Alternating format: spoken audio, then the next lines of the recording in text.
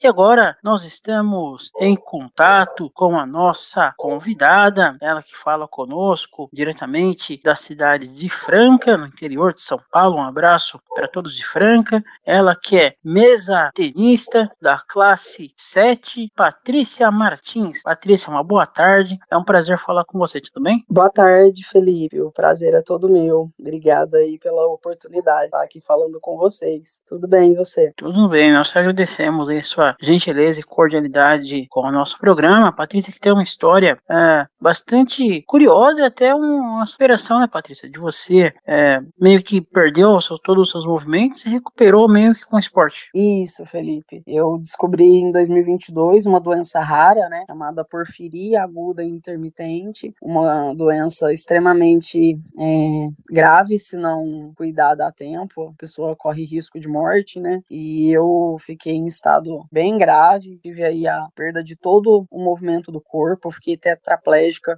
por bastante tempo, precisei de ser entubada, usei traqueostomia, sonda, passei um longo período de internação aí em Ribeirão Preto, no HC, e o esporte ajudou na minha reabilitação, né? Está me ajudando até hoje. Em algum momento, você, enquanto estava com essa doença, você chegou a pensar que não teria alguma recuperação? Felipe, eu, graças a Deus, eu sempre fui uma pessoa de muita fé. Minha família, assim, sabe, me incentivou muito, me apoiou muito. Eu tive medo, mas eu nunca coloquei o medo acima da minha fé. Então, a gente é ser humano, né? O medo, ele sempre, às vezes, ele acontece ali, mas eu sempre tive esperança de que eu estaria, né, numa situação muito difícil, que eu perdi todo o meu movimento, eu fiquei totalmente dependente de cuidados. Só que eu sempre tinha uma fé de que eu ia melhorar. Eu sabia que não seria um processo rápido, né? Que seria um processo demorado e que eu teria que ter muita paciência para essa recuperação. Esse processo todo de recuperação, ele demorou aproximadamente quanto tempo? Faz 2 anos da minha crise. Eu fiquei por volta de 8 meses sem andar, sem movimento nenhum do pescoço para baixo. Foi bem complicado, mas eu nunca perdi a fé e a esperança que voltaria. Eu teria que ter muita paciência, né, para esse processo. E demorou, eu fiquei 8 meses aproximadamente, sem movimento nenhum do pescoço para baixo. E a partir desses 8 meses eu comecei a ter algum estímulo de movimento, mas foi tudo bem devagar. Comecei mexendo um pouquinho um dedo, depois mexi o outro dedo, aí depois conseguia já ter uma sustentação no tronco, aí outra hora consegui segurar um garfo, um talher na mão, de uma maneira também adaptada, depois consegui pequenos passos devagarzinho, então foi tudo assim, gradualmente, sabe, a minha melhora. E essa crise ocorre por quê exatamente? A crise de porfiria porque a porfiria ela é uma doença genética, né? O que acontece? Ninguém faz exame genético para ver que tipo de doença tem. Então, é uma doença que, infelizmente, a gente só descobre quando se tem uma crise grave. Foi a minha. Os meus sintomas iniciais, eles foram dor abdominal. Senti muita dor abdominal. E a urina ficou muito escura. E depois, posteriormente, eu comecei a ter muita fraqueza muscular. Eu não conseguia, por exemplo, pentear o cabelo, eu não conseguia escovar os dentes. E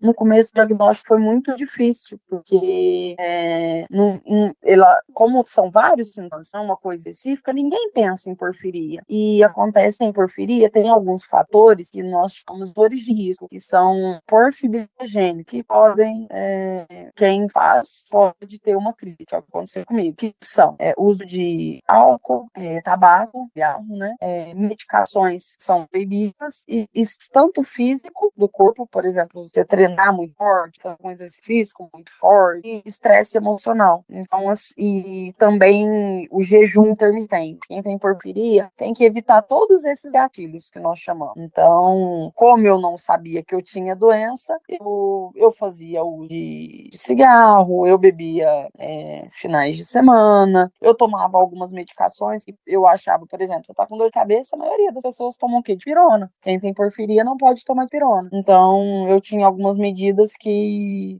eu não poderia ter, mas eu não sabia que eu tinha doença, certo? E aí hoje é o que eu evito, né? Não faço uso de cigarro, não faço uso de bebida alcoólica, não fico por muito tempo sem a ingestão de carboidrato, que é o jejum intermitente, não tomo medicações que são de uso proibido, e além dos cuidados, assim, né? Tanto da parte emocional quanto física, porque eu também tenho que tomar cuidado com isso até no esporte, né? Porque o meu treino não pode me fadigar muito, porque infelizmente isso pode acontecer de ter uma nova crise. Um simples remédio, né, pode causar, né, às vezes fala, toma um remedinho e pode causar toda Isso, essa questão. pode sim. E depois de você descobriu outras pessoas na família também, por ser genético, que também tinha isso? Sim, aí faz um estudo, né, na família, porque eu herdei, né, então eu tinha que descobrir de quem que veio para mim poder, para poder evitar, né, também esses gatilhos. Quem tem a porfiria, não, pode ser que as pessoas não desenvolvam, mas elas têm que evitar.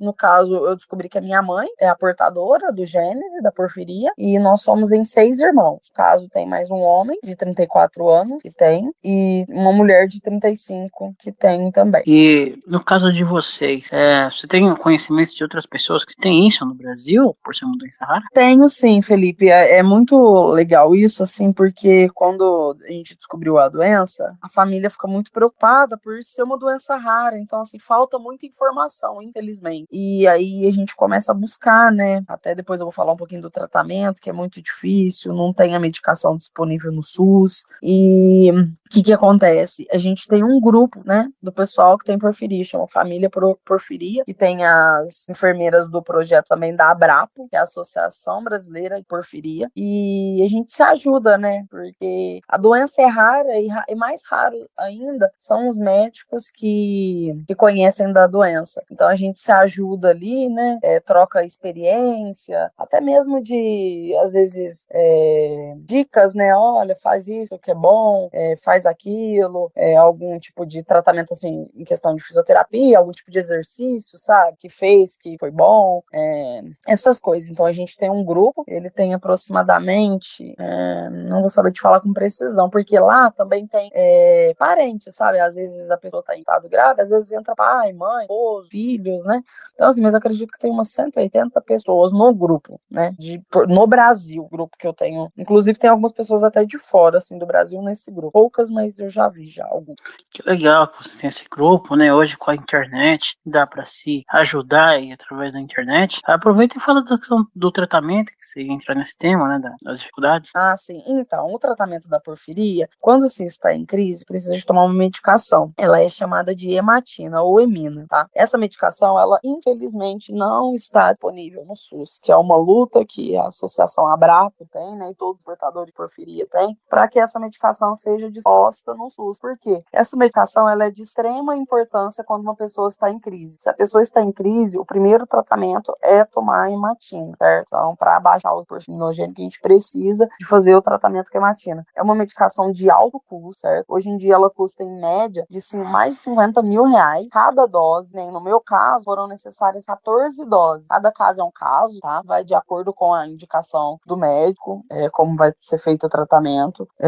Só que é uma medicação que precisa de estar ali disponível na hora. E aí o pessoal luta porque às vezes a pessoa tá lá internada, por exemplo, ó, uma moça internada, precisando da medicação, e aí tem que entrar com jurisdição para poder conseguir comprar a medicação. Não é uma medicação que tem no Brasil, ela é exportada, né? Importada, então assim, é uma luta aí que a gente também tá uma campanha aí no SUS, sabe, para poder ter essa medicação, porque é uma medicação que salva vidas, ela é de extrema importância. Mas aí no seu caso, vocês tiveram que comprar, fizeram vaquinha na internet, como vocês fizeram, né? Não, então, aí no meu caso, eu moro em Franca, né? Eu consegui uma vaga no HS Ribeirão Preto. Quando eu fui pra lá, e aí detectaram que era porfia, lá tinha o tratamento, eu fui tomar a medicação, aí consegui por jurisdição de lá, sabe? Os médicos de lá viram e aí conseguiram. O que acontece? Tem alguns médicos que às vezes tem estoque de doação, por exemplo. Tem gente que entra com jurisdição, mas não usa todo aquele medicamento todo mês. Aí a pessoa tem em estoque, aí ela doa para o médico doa para outras pessoas. Eu até peguei algumas doações assim. os médicos conseguiram pegar emprestado de outro hospital, entendeu? Que tinha. Ah, que Mas bom que tem essa rede, né? teve que ter uma jurisdição, né? É bom que tenha essa rede aí dos contatos dos médicos de doação, para que possa salvar outras pessoas. Com certeza, é de extrema importância, porque, igual eu falei, como não tem, quem consegue ter a jurisdição e consegue compartilhar isso, assim, é incrível, né? Porque realmente salva vidas. Até assim, quando eu tomei a primeira dose, minha família me conta que foi daí que eu, assim, dei uma melhora, porque como eu estava entubada, meu estado era muito grave, eu tinha muita pneumonia, então, quando eu tomei, depois já conseguiram me decanular, aí fez a traque. Então, assim, teve uma melhora, sabe? Teve uma evolução. Cada vez que eu tomava, parece que um estímulo melhorava em alguma coisa, uma pontinha do dedo mexia. Por que, Felipe? Porque eu falo assim, a gente, com tudo isso, a gente aprende a valorizar muito a vida, porque era poucos detalhes, assim, sabe? Às vezes eu mexia a pontinha do dedo no hospital, assim, coisa que eu não conseguia fazer, eu já ficava, ufa, feliz. Às vezes um dia a fisioterapia conseguia me colocar na cadeira de rodas e me dar uma volta no corredor, eu já ficava feliz, porque eu fiquei por muito tempo na cama, né? Meu banho era na cama, eu não comia, eu só me alimentava por sonda nasogás. Então, assim, foi bem complicado. Mas graças a essa medicação aí, né, o tratamento que chegou a tempo, eu consegui ter uma melhora aí surpreendente. Você ficou na cadeira por quanto tempo, assim, até você voltar a andar propriamente dito? Eu tive a crise, eu paralisei em 26 de junho, de 23 a 26, mais ou menos, de junho eu perdi meus movimentos. Eu voltei a andar em janeiro de 2023, isso foi em 2022, de junho até janeiro, 7 meses aí, né, na cadeira. Em 22 ainda tinha a questão da pandemia. Como é que foi lidar ainda com essa questão da pandemia? A questão da pandemia também foi, assim, nos hospitais tinha que ter os cuidados, né? Então, que nem no passeio mesmo com a fisioterapia, a traque, ela tinha que colocar máscara, as visitas eram, tinha, assim, não poderia ser tantas pessoas, era menos, e o hospital era assim, né? Havia muita coisa. Aqui em Franca, quando eu fiquei internada, infelizmente eu vi muitas pessoas falecerem no CTI, porque por conta do Covid, então o cuidado era bem, a gente via, né, a tensão, assim, dos profissionais cuidando, sabe, principalmente que nem no meu caso, como não era, eu tava nos movimentos e já com dificuldade de respirar, né, mas eu tava consciente, assim, a maioria, geralmente, das pessoas em CTI, elas estão entubadas, né, a minha primeira ida pro CTI aqui em Franca, eu estava acordada, né, então eu estava ali vendo tudo que estava acontecendo, então foi bem triste, assim, sabe? Ver as pessoas morrerem por conta do Covid. Foi bem triste. Hoje, você reside sozinha ou você tem alguém que te acompanha sempre, até por você ter o risco de dar uma crise de novo? Como que é isso para você? Mas você fala meu acompanhamento médico ou acompanhamento familiar? Não, no dia a dia. No dia a dia. Eu moro com os meus pais, 3 sobrinhos meus moram comigo também. Mas eu consigo, graças a Deus, hoje eu já consigo ir nos médicos sozinha. Então, assim, eu mesmo que tenho que me policiar, sabe, Felipe? A questão da crise, assim, porque eu não, infelizmente, como é uma doença genética, igual eu te falei, às vezes é um pouco raro as informações, sabe? Só que eu evito todos os gatilhos, né? Mas aí minha família sempre me ajuda, né? Incentiva, tá sempre me apoiando e tá sempre do meu lado nesse quesito. Ah, então seus pais ali estão sempre junto com você. Isso, então assim. E o esporte, enfim, como é que você teve esse arranque pro esporte? Então, o esporte foi assim, eu fui pro Sara em Brasília, em 2023, né? E aí no Sara, é um hospital muito bacana, assim, Sara que o Kubitschek. pessoal, Sara Kubitschek, isso, a rede Sara chama, né? E através de uma amiga também, que já fez tratamento lá, comentou, e aí fizeram minha inscrição, minha madrinha, e aí a gente correu atrás e consegui uma vaga pra lá. E eu fui pra Brasília, minha mãe me acompanhou, essa primeira vez que eu fui, e chegando lá, o tratamento de lá é muito legal, assim, porque eles não focam só na questão, às vezes, assim, de fisioterapia. Eles focam em outras coisas, por exemplo, artesanato, atividades do cotidiano diária, cozinhar, horta, outras coisas, sabe? E aí me apresentaram o esporte. Quando falaram do esporte, me perguntaram se eu gostava de algum, né? E naquela época eu ainda estava na cadeira de roda. Eu sempre fui, assim, praticante de esportes. Sempre gostei. E já joguei basquete, andava de skate e já joguei tênis de mesa, inclusive profissionalmente por Franca, quando eu era mais nova. E aí lá no Saara tinha a atividade de esporte, tinha o tênis de mesa. Aí eu falei, legal, eu quero fazer, né? E aí eu comecei lá pra cá. Quando eu comecei pra cá o tênis de mesa no Saara, eu estava na cadeira de rodas ainda, inclusive precisava de uma faixa para enrolar a raquete na mão, porque eu não conseguia segurar a raquete, eu não tinha força para segurar a raquete. E aí lá eu comecei a jogar e tal. Aí quando eu fui ter alta, a professora falou assim, pai, você jogou e tal, seria interessante você fazer um esporte assim na sua reabilitação. E o tênis de mesa, ele envolve tudo assim, né? Equilíbrio, força, a destreza, a coordenação motora, além de raciocínio. E uma atividade a mais, assim, né, Felipe? Porque a reabilitação em si, ela é dolorosa, ela é bem complicada, assim, né? Você tem que ter bastante determinação para fazer os exercícios e tudo mais. E aí eu falei, nossa, legal. E quando chegou aqui em Franca, eu procurei o pessoal da FEAC, né, do tênis de mesa, para poder ver se ainda eu poderia estar treinando. E aí no começo foi mais por reabilitação, assim, para mim poder fazer uma atividade. Eu ainda não tinha pensado em alguma coisa assim para competir, sabe? Até porque eu tinha voltado, né? Fazia pouco tempo que eu tava conseguindo andar, fazia uso de horta, igual eu falei, tinha que fazer essa amarração na mão com a fita, porque eu não conseguia segurar a raquete. Então eu comecei a treinar. E aí foi onde surgiu a oportunidade. O pessoal de Franca, lá da FEAC, me chamou para poder estar fazendo uma classificação. E aí foi onde o Luiz, o Lucas, a Júlia, o pessoal todo lá da fundação me convidou para estar fazendo essa classificação e eu fui para Uberlândia fazer a classificação. E aí eu fui classificada lá como classe 7, que dentro de todos os esportes, né, tem a classe paralímpica, e aí é classificado de 1 a 10. E de 1 a 5 é para os cadeirantes e de 6 a 10 é para as pessoas que têm algum tipo de deficiência, né, de dificuldade motora. E aí, conforme a sua dificuldade, você é classificada, graduada num grau. E lá eu fui classificada como classe 7. E aí foi onde comecei a treinar para poder competir. E a minha primeira competição foi no Campeonato Paulista, né, onde eu consegui aí uma medalha de bronze, de terceiro lugar para a cidade de Franca, e eu fiquei extremamente feliz com essa conquista. Quando que foi exatamente o Campeonato Paulista? Foi em maio. E como que em Mogi das surgiu Cruzes. aliás, um abraço pessoal aí da TV Record de Franca, como que surgiu aquela matéria, assim, como que foi o impulso para você participar daquela reportagem?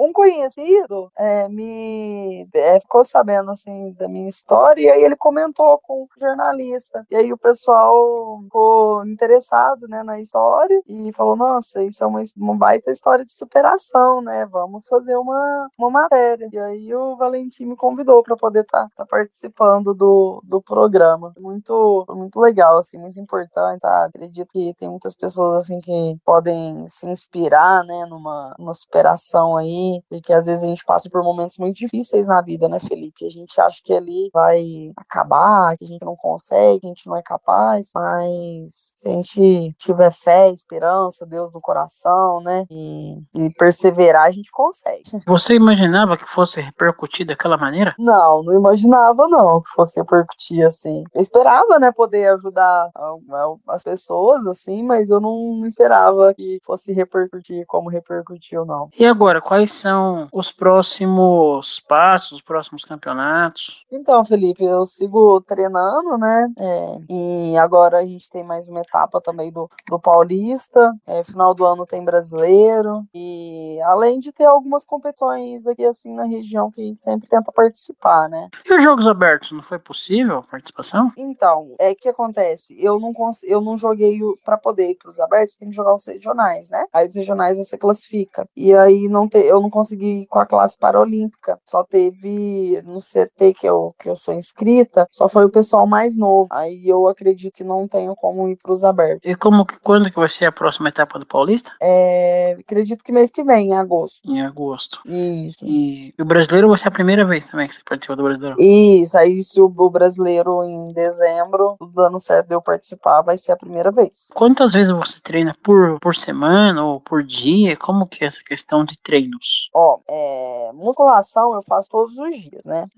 Agora, o tênis de mesa, eu treino de segunda a quinta. Até por aquela questão, Felipe, do cansaço que eu te falei, da fadiga, né? Que eu não posso fadigar o meu músculo. Então, assim, eu me policio quanto a isso. Daí eu treino cerca de 2, 3 horas por dia, de segunda a quinta. Mas aí você treina na FEAC ou você tem um professor de academia em particular? Na academia, eu tenho uma personal particular, Cate Faleiro. Um estúdio, assim, personalizado, sabe? Ela periodizou meu treino, ela capacitou para entender sobre a minha doença, ela também acompanhou todo o meu processo aí. Então, é ela que me acompanha. Esse é particular. Agora, o treinamento do tênis de mesa é na FEA. E além de você tem contato com outros atletas do tênis de mesa na FEAC ou mesmo por outros locais, pela internet? Você tem esse intercâmbio? Que seja paralímpico? Sim. Paralímpico eu tenho, na FEAC não tem do tênis de mesa.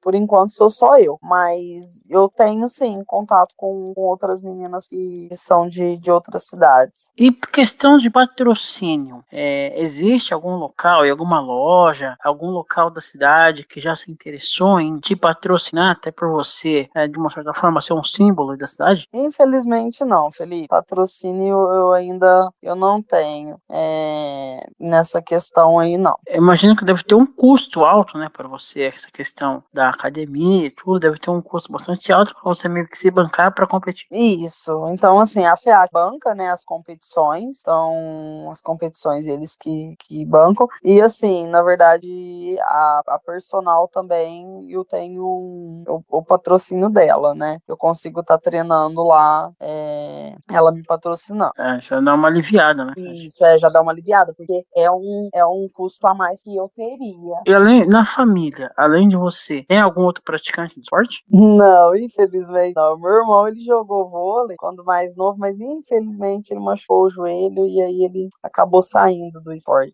Poderia tentar o vôlei sentado, talvez, então. Então. Que hoje ele mora em São Paulo, a vida de quem mora em São Paulo é bem corrida, né? É bem corrida. Então, assim, acho que ele deu uma desistida de fazer alguma coisinha do esporte. Ele faz por hobby, mas pra jogar já faz um bom tempo. Ele era bem novinho. Na questão de São Paulo, assim, São Paulo tem aqui, por exemplo, o CT Paralímpico, tem algumas entidades, o SESI, por exemplo, dá um suporte legal para as pessoas com deficiência. Você já pensou alguma vez em sair daí do interior, daí de Franca, e tentar outros recursos? Felipe, por enquanto, infelizmente não, porque, assim, a minha vida hoje aqui é voltada, assim, para esse sentido da reabilitação, sabe? Então, assim, o esporte, ele é muito importante para mim, quero continuar conseguindo, só que eu ainda tenho algumas questões, eu ainda sou afastada do trabalho, meu benefício acaba no ano que vem, então, assim, por enquanto não é uma coisa que eu pensei não, mas sou muito fã do trabalho que o pessoal desenvolve no estado de São Paulo, sabe? Federação Paulista de Tênis de Mesa, o SESI, nossa, uma entidade, assim, muito qualificada, né, no que eles fazem, dão um apoio muito, muito, muito, muito legal mesmo aí. Tem o CT, né, Paralímpico, inclusive aí tem a Bruninha Alexandre, né, que é do Paralímpico, vai estar representando a gente, inclusive nos Olímpicos em Paris. É um feito, assim, muito, muito, muito importante. Ali realmente a Bruninha é a primeira tenista, né, a fazer isso. Isso, ela é a primeira, nossa. É um orgulho para nós, assim, né? Para todo mundo, tanto os quanto para os brasileiros em si, assim, de ter uma pessoa de alto nível paralímpico representando nossa seleção no Olímpico. É um orgulho muito grande. Aliás, só uma ressalva, vai ter ele o Gabriel Garcia, que é convencional, que ele é guia da Jerusa, inclusive, né, da Jerusa Weber. Ele vai estar no Olímpico e no Paralímpico. Sim, sim, sim. No Paralímpico tem outros também, né? Vixe, tem Sofia, tem Daniela Hall, tem bastante gente aí. Sim, sim. O Brasil está muito bem servido aí nessa questão do tênis, a confederação realmente fazendo um trabalho belíssimo. Tá mesmo. E essa questão sua da reabilitação, ela demora quanto tempo ainda para você falar, estou praticamente totalmente reabilitado. Felipe, essa questão, inclusive eu passei por consulta médica que eu faço acompanhamento, né, com o neurologista, agora deram até uma passada na consulta, tô indo de 6 em 6 meses.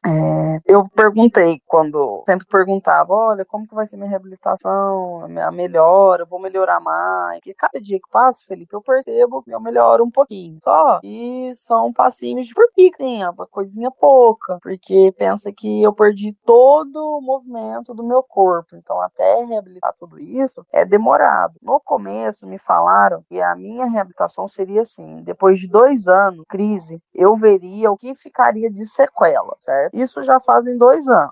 Então, assim, hoje em dia eu ainda tenho uma coordenação motora fina bem afetada, tá? Tem coisas que me dificultam muito, por isso que eu ainda estou afastado do trabalho, porque eu trabalho no técnico de enfermagem, trabalhava como oftalmologista, então isso dificulta o meu trabalho.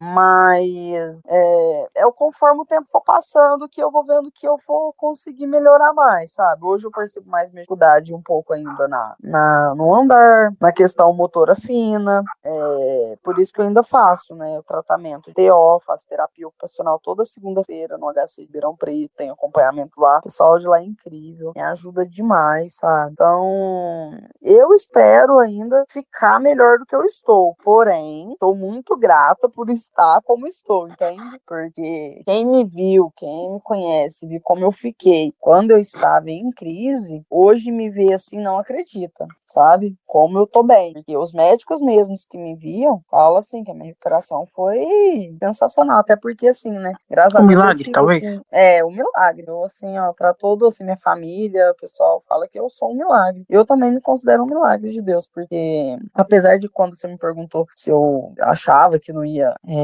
que se eu não ia melhorar, né, e tal, eu sempre acreditei, eu sempre tive fé, mas a gente tem um pouquinho de medo, né, mas graças a Deus essa fé, ela sempre teve viva em mim, eu nunca desisti, tanto que quando eu fui entubar, eu pedi pra Deus, eu falei, Deus, ó, que seja feita a sua vontade, mas me deixa vivo aqui, né, que eu ainda quero escrever minha história ainda. Falando em escrever sua história, você já pensou em escrever um livro? Já, Felipe, eu tô assim com um projeto, inclusive assim, eu preciso de ideias, eu queria encontrar assim algum profissional que me ajudasse eu queria começar a fazer talvez palestras, sabe? E aí talvez futuramente também um livro, porque eu acredito é uma história que possa motivar muitas pessoas, Felipe. Palestra, aliás, Carlos Paz, a agência Convergir, é uma agência de palestras cujo a maioria das pessoas são pessoas com deficiência, né? Talvez esse fosse um caminho. Um abraço, Carlos Paz. Nossa, seria de extrema ajuda se pudesse ter esse apoio aí. No caso da coordenação motora, você faz algum tipo de trabalho, tipo artesanato, alguma coisa para voltar? Então, hoje em dia, eu estou mais fazendo a terapia ocupacional mesmo, né? Que são os exercícios específicos para a mão. No começo, eu fazia mais, mas hoje em dia, devido a essa lista aí, eu além do tênis de mesa, eu faço natação, por reabilitação, né? Mas não para competir, mas faço natação, eu tenho musculação, estou fazendo faculdade de educação física, então às vezes minha grade fica um pouquinho cheia. No começo, eu fiz muito artesanato. No começo, eu fiz bastante pintura, desenho, eu fazia escrita, fazia bastante coisa assim, sabe? Para poder tentar melhorar. E isso também acredito em me ajudar. Isso tudo com o incentivo do Sara lá, que eu aprendi a fazer essas coisas de artesanato. Mas você fazendo a natação, o tênis e a parte de academia, de musculação, você não tem medo de sobrecarregar o seu tema? Não, porque aí eu faço em dias intercalados, né? Eu consigo, tipo, eu tenho um espaçamento, né, de tempo, né? Inclusive eu já perguntei pros médicos, né, se eu posso estar fazendo, porque tudo isso que eu faço é com orientação médica, né? Que a partir de que a gente tem uma doença rara, também não pode andar sozinho, né? Sem perguntar, fazer as coisas sem orientações, né? Então tudo que eu faço, assim, é com orientação médica. O dia que eu treino musculação, que eu vou no tênis de mesa, eu faço um treino um pouco mais suave, que eu faço a natação e eu vou no tênis de mesa, aí eu também faço um treino mais suave. Então tudo isso daí tem um espaçamento também, né, de tempo. Eu faço um de manhã, um de tarde e à noite. E eu não sobrecarrego nos exercício. Depois que você se formar em educação física, quais são os seus principais objetivos, os seus principais focos de aula? Olha, eu tenho muita vontade de trabalhar com idosos. Eu gosto muito desse público, sabe? E hoje em dia eu acho que é um público assim, precisa muito, né, de fazer atividade física, porque a gente vê que a qualidade de vida das pessoas, elas aumentam extremamente quando se faz exercício físico. Então eu tenho muita vontade de trabalhar talvez como personal trainer, mais para essa faixa etária, só também para outras também, né? Mas tenho vontade também, talvez, de conseguir fazer alguma coisa no ramo do tênis de mesa, conseguir, às vezes, fazer um curso técnico, sabe? Para poder para poder dar aula, fazer alguma coisa nesse sentido. Como eu ainda estou bem no começo da educação física, e é um ramo muito amplo, tem bastante coisa aí que dá para eu explorar, que eu gosto, sabe? Por você ter algumas limitações, houve alguma adaptação que tiveram para você fazer física? Por enquanto, ainda não. Acontece assim, em alguns que nem aulas práticas de algumas coisas. Se a gente precisa de correr, eu ainda não consigo correr, então eu faço no meu tempo. Mas a faculdade me disponibilizou sim, que caso necessite, inclusive eu tenho uma reunião semana que vem, e aí eles me passam antes de começar o semestre, vai ter isso, isso, isso e isso. O que você acha que você precisa para fazer isso? Você consegue fazer isso? Então é legal que eles me mostram, mas no primeiro semestre, como é mais teórico, né, não teve nada assim que eu não consegui executar, que eu precisei de alguma coisa adaptada. Aí no caso de correr, você faz uma caminhada, você consegue caminhar, mas lentamente, Isso, mas você caminha. isso. E a ecoterapia, você já teve contato alguma vez com uma fisioterapia que geralmente ajuda diversos tipos de pessoas? Como que chama? A ecoterapia, Não, ecoterapia não. né, que é a terapia por meio do cavalo. Ah, que legal. Não, nunca tive não. Quando você paralisou, teve problema com a voz também? A voz ou não afetou? Afetou muito minha voz. Minha voz ficou extremamente fina, fraca e assim, afetou muito. Eu até tinha bastante medo, sabe, de não conseguir voltar ela. Mas aí fez trabalho fonoaudiológico lá no Não hospital. precisou, não foi necessário, Felipe. Graças a Deus, não foi necessário estar fazendo esse trabalho fonológico. Não foi necessário. Eu consegui voltar a ela assim, só fiz no hospital. Quando eu estava no hospital, eu fiz. Mas fora do hospital, eu não passei por fonoaudiólogo. Foi milagre de Deus, assim. Que eu tinha bastante. Minha voz é forte, né? Assim, é grossa. E aí ficou muito fina. Bastante fina. Voz típica de professor, fala bem alto, bem grave. Isso. E assim, você comentou que está afastado no momento. Qual que é a sua perspectiva? Você tem vontade de voltar a fazer o que fazia? Então, Felipe, como hoje em dia eu estou focado na faculdade de educação física, eu não sei como será meu futuro na minha profissão. Mas, se eu conseguir, sim, porque eu gostava muito, eu fazia. Ok. Bom, Patrícia, em nome da Web Rádio Teletema, das demais rádios em parceria conosco, no programa Espaço da Inclusão, eu gostaria que você deixasse uma mensagem final para os nossos ouvintes. Fique à vontade. Pessoal, o que eu posso dizer para vocês é que a gente às vezes passa por momentos difíceis na vida, mas a gente sempre passa. Então a gente tem que ter sempre pensamento positivo, acreditar que a gente é capaz, nunca desistir dos nossos sonhos, nunca nos colocar abaixo das nossas limitações, porque a gente é muito mais do que as limitações que a gente tem. Então, confiar em Deus, ter muita resiliência, força de vontade, não desistir nunca, nunca, nunca, nunca achar que não vai dar certo, porque quem acredita em Deus e quem tem força de vontade pode chegar e alcançar qualquer lugar no mundo. Então fica essa mensagem aí de superação, de otimismo. Eu que passei aí por esses momentos bem difíceis, mas que sempre mantive assim a fé em Deus e acreditando que iria dar certo, tá? Valorize as pessoas que estão ao lado de vocês, família, esposos, namoradas, todo mundo aí que faz parte da vida de vocês, que vocês podem contar. Valorize essas pessoas, porque são elas também que estão ali com a gente quando a gente realmente precisa, tá? E é isso. Redes sociais, contato, contato, se você quiser passar, fica à vontade. Ah, sim, ó. Se o pessoal quiser me seguir no Instagram, tá? É underline Martins Pari. Lá eu publico algumas coisas do tênis de mesa, falo sobre treinos de musculação e podem me seguir lá. Underline Martins Pari. Isso, com Y no final. Underline Martins Pari. Certo. Ok, conversamos com a mesa tenista Patrícia Martins, aqui na Web Rádio Teletema, programa Espaço da Inclusão.